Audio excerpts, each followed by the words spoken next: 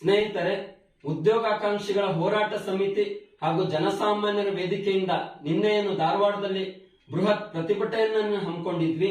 ಖಾಲಿ ಇರುವಂತಹ ಎಲ್ಲಾ ಹುದ್ದೆಗಳನ್ನ ಕೇಂದ್ರ ಮತ್ತು ರಾಜ್ಯ ಸರ್ಕಾರಗಳು ಶೀಘ್ರದಲ್ಲಿ ಭರ್ತಿ ಮಾಡಿಕೊಳ್ಬೇಕು ಅಂತ ಒಂದು ಅಭೂತಪೂರ್ವವಾದಂತಹ ಹೋರಾಟ ನಿನ್ನೆ ಜರುಗಿದೆ ಸ್ನೇಹಿತರೆ.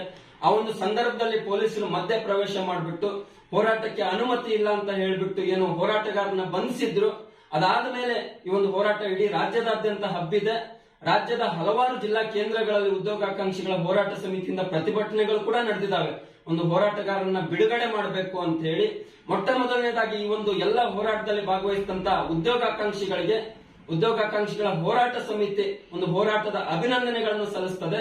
ಮತ್ತೆ ಹಲವಾರು ಜಿಲ್ಲೆಗಳಲ್ಲಿ ಹೋರಾಟಗಳಾದ್ಮೇಲೆ ಹಾಗೇನೆ ಧಾರವಾಡದಲ್ಲಿ ಕೂಡ ಶ್ರೀನಗರ ಸರ್ಕಲ್ ನಲ್ಲಿ ಹಲವಾರು ರೈತ ಮುಖಂಡರು ನಮ್ಮ ಯುವಜನರ ಚಳುವಳಿಯನ್ನು ಬೆಂಬಲಿಸಿ ಏನು ಒಂದು ಹೋರಾಟವನ್ನ ನಡೆಸಿದ್ರು.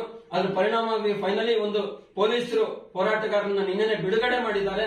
ಸೊ ಆದ್ರೆ ಸ್ನೇಹಿತರೆ, ಈ ಒಂದು ಚಳುವಳಿ ಏನಿದೆ ಒಂದು ಹೊಸ ಉತ್ಸಾಹದೊಂದಿಗೆ ನಾವು ಇನ್ನಷ್ಟು ಉನ್ನತವಾದ ಮಟ್ಟಕ್ಕೆ ಈ ಒಂದು ಚಳುವಳಿಯನ್ನು ತಗೊಂಡೋಗ್ಬೇಕಾಗಿದೆ.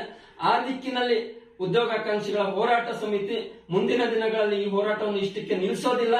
ನಮ್ಮ ನೇಮಕಾತಿಗಳು ಆಗೋ ತನಕನೂ ಕೂಡ ಶೀಘ್ರದಲ್ಲಿ ನೇಮಕಾತಿ ಸೇರಿದಂತೆ ಹಲವಾರು ಬೇಡಿಕೆಗಳು ಈಡೇರೋ ತನಕ ಕೂಡ ಈ ಒಂದು ಹೋರಾಟ ಮುಂದುವರಿಯುತ್ತದೆ. ಆ ದಿಕ್ಕಿನಲ್ಲಿ ನಾವೆಲ್ಲರೂ ಕೂಡ ಇನ್ನಷ್ಟು ಸಂಘಟಿತರಾಗೋಣ ಅಂತೇಳಿ ಈ ಒಂದು ಸಂದರ್ಭದಲ್ಲಿ ಹೋರಾಟ ಸಮಿತಿಯ ಪರವಾಗಿ ತಮ್ಮೆಲ್ಲರೂ ಕೂಡ ಮನವಿಯನ್ನ ಮಾಡ್ಕೊಳ್ತಾ ಇದ್ದೀನಿ ಸ್ನೇಹಿತರೆ.